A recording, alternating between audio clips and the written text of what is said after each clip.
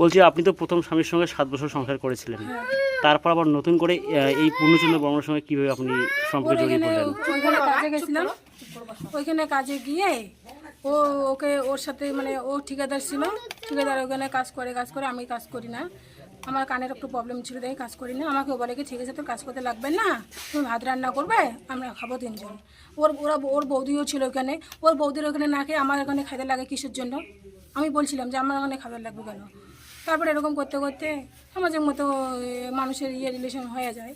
হওয়ার পর তখন ও কী করছে, আমি বলছি যে তোমার বিয়ে হয়নি, বলবেন না। আমি বলছি আমাকে নিতে পারবে তো, যে এরকম সম্পর্ক করছো জড়িয়েছো, আমাকে নিতে পারবে?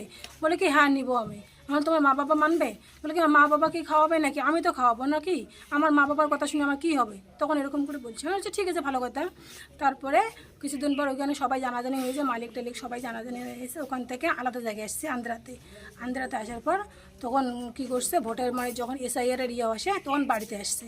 তখন আমিও বলছিলাম যে আমিও বাজার যাব, কারণ এতদিন তুমি একসঙ্গে ছিলাম, আমাকে ছেড়ে এখন কেন যাবে? যদি তুমি না আসো তখন আমার তোমাদের ছাড়াছাড়ি ঠিক কবে হয়? এই সোমবারের দিন। আচ্ছা, সোমবারে মানে গত সোমবার। হ্যাঁ, তখন তো তখন একসঙ্গে ছিলাম এতদিন। আচ্ছা, যখন আপনি এই পূর্ণচন্দ্র বর্মনের সঙ্গে আপনি সম্পর্ক স্থাপন করলেন, তখন কি আপনার আগের স্বামীর সাথে আপনার তখন সম্পর্ক ছিল না সম্পর্ক ছিন্ন ছিল? যখন সম্পর্ক রিলেশন ছিল প্রথমে এর সাথে, তখন ছিল। ওর সঙ্গে যখন পালানোর পর থেকে তখন আর কোনো রিলেশন নেই আমার। বুঝতে পারছি।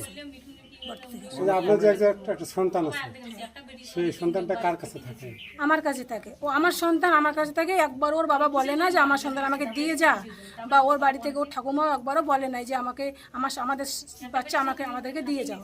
যে বাধ্য আমার সন্তান আমাকে নিতেই লাগবে। আমি অথচ ওকে বলেছি, পূর্ণচন্দ্রকে বলেছি যে আমার একটা কিন্তু বাচ্চা আছে, আমাকে নিতে না গেলে কিন্তু আমার বাচ্চাকেও নিতে হবে। তা বলে কি ঠিক আছে, তোকেও রাজি হয়েছে, আমি বাচ্চাকেও মানে আপনি